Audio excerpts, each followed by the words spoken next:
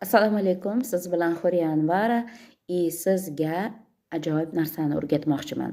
Ya'ni har bir yilni o'z sikli bo'ladi va insonlarni o'zini shaxsiy sikli bo'ladi. Mana shuni men sizga hisoblab aytib beraman. Ya'ni siz bilib olasiz. Bu yil aynan 9-siklga to'g'ri keladi. Buni qanday hisoblanadi? 2025 da, ya'ni 1 dan 9 gacha energetik kodlar bor.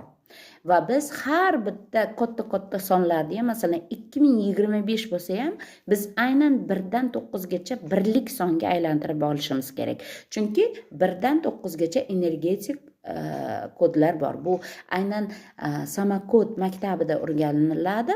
Keyin esa Samakod akademiyasida bundan da murakkabrog'i o'rgatiladi. Men bu Samakod akademiyasining asoschisiman va life coachman. Endi qarangki, bugun sizga aynan 2025 ni qo'shsak, 2 qo'shamiz 0, qo'shamiz 2, qo'shamiz 5. Bu 9-sikl, ya'ni bu yil 9-sikl.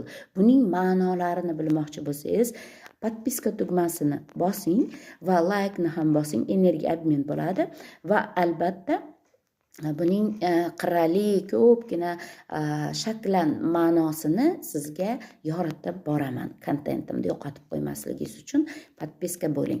Endi esa sizni shaxsiy kodingizni hisoblaymiz. Masalan, 15-yanvarda va tug'ilgan inson uchun yilingiz bu yerda hisobga o'tmaydi. Faqat tug'ilgan yilingiz, kuningiz va oyingiz. 15-1 qo'shamiz 5 6 bo'ladi. Yanvar 1-oy. Shuning uchun agar noyabr oyi bo'lganda 1 1 ga qo'shsangiz 2 bo'lardi. Yanvar esa 1.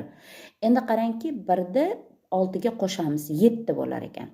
Va bu yilgi sikl 9 ga teng edi. Endi bu 7 ni qo'shamiz 9 ga. Bu bo'ladi 16. 16 da yana 1 dan 9 gacha son, ya'ni birlik soniga aylantirib olamiz. 1 da qo'shamiz 6 ga 7. Qarangki, hayot sikli bo'yicha 9, lekin shaxsiy siklingiz 7.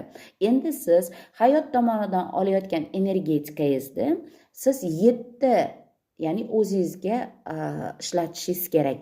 Bu energetikalar keladi yuqoridan, manfiy va musbatda, lekin biz markazda turamiz va o'zimizdagi bu energetikalarni mahorat bilan chiroyli qilib taqdim etamiz hayotga. Ya'ni shaklan yer shaklga ega, bu bizni fe'l-atvorlarimiz, qilayotgan amallarimiz, iste'dodlarimiz bilan yerga taqdim etamiz bu energetikalarni va buni evaziga hayotimizda sifat